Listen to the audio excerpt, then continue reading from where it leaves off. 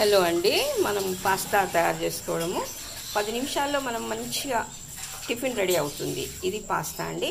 Pasta ముందుగా వేడి నీళ్ళల్లో కాస్త సాల్ట్ ఆయిల్ వేసేసుకొని ఉడకబెట్టుకొని తీసి పెట్టాను. ఇక్కడ అట్లా చేసుకొని పెట్టుకోవాలి.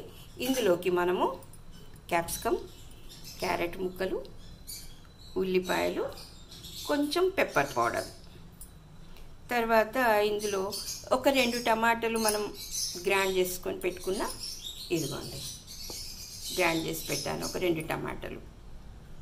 ఇప్పుడు చూద్దాం. కావాల్సిన ఐటెంలు అన్నీ చూపించానండి. గ్యాస్ మీద పాన్ పెట్టి కొంచెం ఆయిల్ వేసుకుందాం.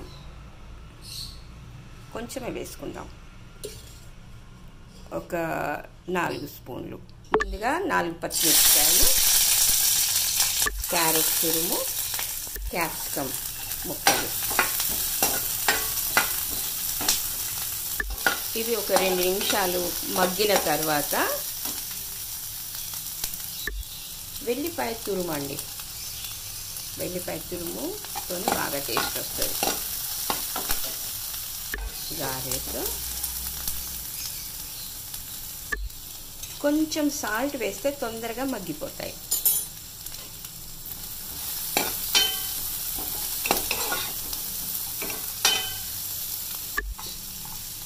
ఉల్లిపాయలు,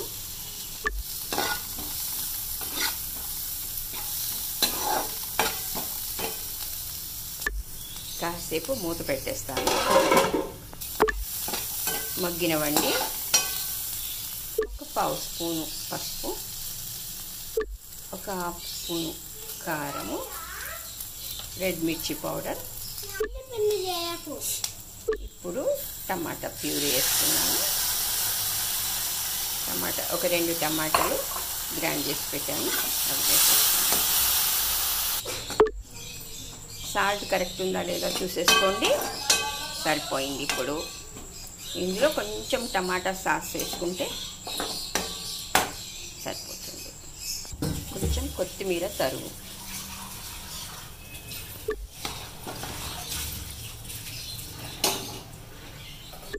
ఇప్పుడు ఉడకబెట్టిన పాస్తా ఇందులో వేసేసుకొని కలుపుకోవాలి. మంచిగా వెల్ మిక్స్. ఇప్పుడు మనకి పాస్తా రెడీ అయిపోయింది.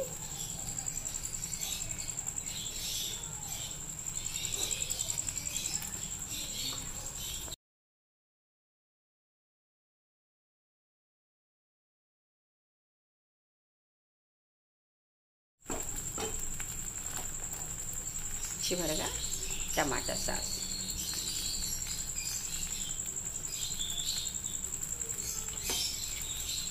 వేసి మిక్స్ చేసుకోవాలి. అంతే.